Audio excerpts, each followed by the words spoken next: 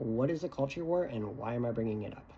To put it as simply as I can, it's a topic that has a roughly 50-50 split in support across the population that is then hammered relentlessly and used cynically by politicians to goad people into voting for them. This includes topics such as gay rights, transgender rights, drag queen story hour, immigration levels and treatment of asylum seekers, abortion rights, which are wrapped up in women's rights in general, whether or not climate change is real, whether or not weed should be legalized, or even something as stupid as wearing a mask during a pandemic. These are all topics that are decidedly not about helping you directly economically. Obviously, with abortion rights, having a kid is very expensive, especially if you aren't planning for it. But they are topics that have been cherry-picked by bad faith actors trying to keep you away from issues that most of us actually agree on, like should corporations and billionaires pay their fair share in taxes?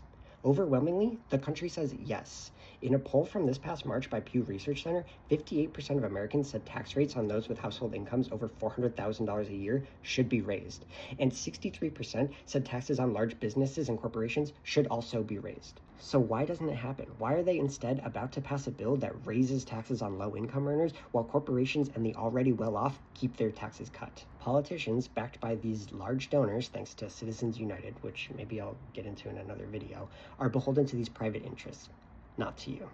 You chipping in your $20, $50, whatever it is to your politician of choice is nothing in comparison to the thousands or millions of dollars they get from their huge donors. Those are the people going to the private dinners. Those are the people getting the personal phone calls.